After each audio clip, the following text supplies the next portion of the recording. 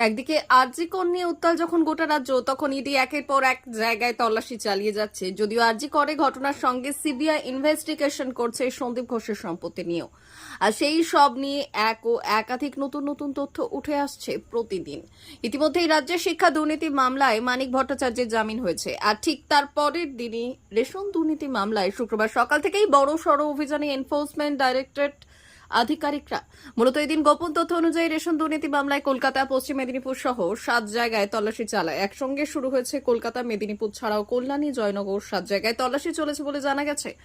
রাজ্যের কল্যাণীতে এক ফুড ইন্সপেক্টরের বাড়িতে চলছে তল্লাশি। পাশাপাশি পশ্চিম মেদিনীপুরের বেলদা থানার অন্তর্গত ধনেশ্বরপুরের চাল ব্যবসায়ী স্বদেশ কান্তি বেরার বাড়ি ঘিরে ফেলে তল্লাশি শুরু করেছে কেন্দ্রীয় তদন্তকারী সংস্থা। সূত্র অনুযায়ী এই তল্লাশিতে ইডির 7 থেকে 8 জন অফিসার এবং কেন্দ্রীয় বাহিনীর জওয়ান সহ এই দলে 15 জন আছে বলে জানা গেছে। রেশন দুর্নীতি সংক্রান্ত বিষয়ে এই অভিযান।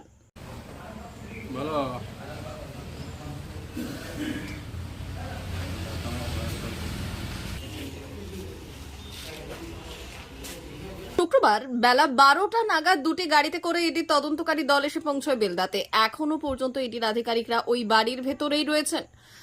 তারা কথা বলছেন বাড়ির সদস্যদের সঙ্গে। এই ঘটনায় ব্যাপক শোরগোল পড়ে গিয়েছে এলাকায়। যদিও এই নিয়ে স্বদেশ কান্ত বেরার মামা সীতানাথ প্রধান জানান, দুটি গাড়িতে করে ইডির অফিসাররা এসেছেন, কেন্দ্রীয় বাহিনীর জওয়ানরাও আছে। এখানে এসে ওনারা আমাকে জিজ্ঞাসা করেন স্বদেশের কথা। এরপর স্বদেশ বাড়ি ঢোকে এবং তারপর থেকেই দেখছি চলছে জেরা। এই যে এখানে কারা এসছে? কলকাতা থেকে ইডি এসছে, কত জন আছে? 15 জন হবে। মানে সেন্ট্রাল ফাইন এরিয়া বলছেন হ্যাঁ, না? Central bank. ইডির কত জন আছেন? ইডির মনে হয় 7-8 জন। কি করছে, কাদের বাড়িতে এসছে এটা? স্বদেশ কান্তি বেরার বাড়িতে এসছে। কি ব্যাপার, কি বলছে? আমাকে ফার্স্টে জিজ্ঞেস করলো স্বদেশ কান্তি বেরা কোথায়, তারপর আমি বললাম ও তো বাড়িতে নেই মনে হয়। তারপর বাড়িতে নেই, বাজার গিয়েছিলো মনে হয়। আমি তো জানি না, আমি তো আমার দোকানের মাল করতে চলে গেছিলাম। তো আমি ফিরে আসার পরে তা কিছুক্ষণ পরে স্বদেশ সেবা ঢুকলো।